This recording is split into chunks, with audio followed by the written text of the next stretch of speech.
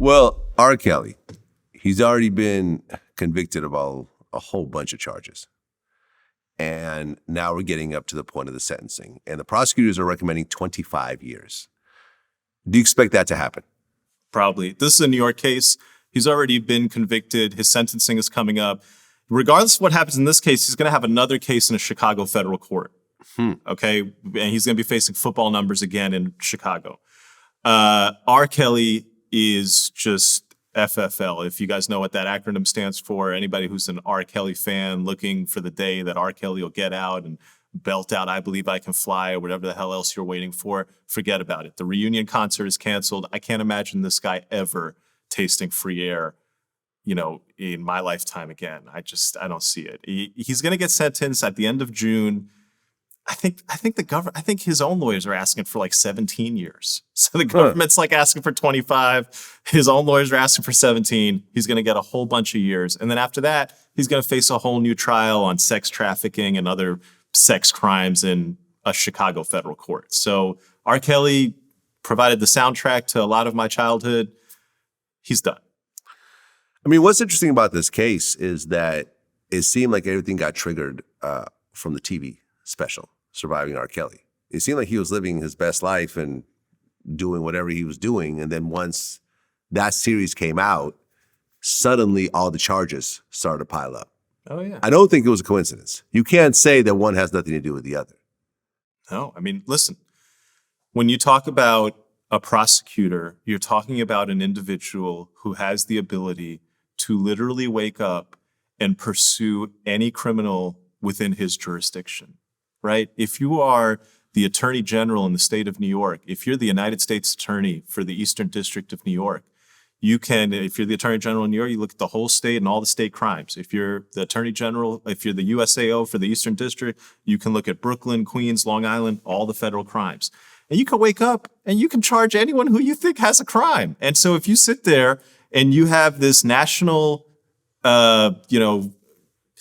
mania going on about a documentary that was just released where a pop singer who is a part of, American pop culture royalty, R. Kelly's name is right up there with the Britney Spears and the Madonna before this. I mean, can you think of a more notable name in the R&B sphere?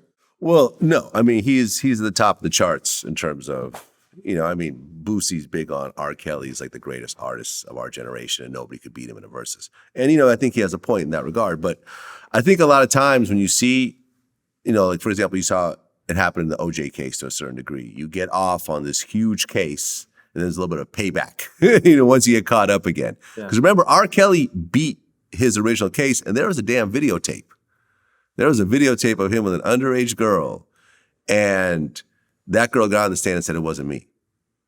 And coincidentally, that girl also filed for bankruptcy when he went back to prison. I'm just saying. Not to say that he'd been paying her off the whole time, but he was probably paying her off the whole time, right? So what I'm saying is he got off on something that everyone sort of, their jaw dropped. Like, I can't believe this guy just got off. Now it's almost like, okay, here's payback for you beating that old case in a way. Do you feel that way? Well, I think all of it is part of it. I think the documentary and the discussion brings it back to somebody's radar, a prosecutor who maybe had the file before or didn't. And yeah, there's payback. I mean, look, here's how it works. If you beat a charge and the prosecutor feels some type of way that, oh, you got off because of this or you got off because of that, prosecutor's never going to forget that. Think about your own little vendettas in your life. When somebody beats you, gets one over on you, when you took a loss that you didn't like, you will never forget it. And it's not, something where you want to get even. No, you want revenge.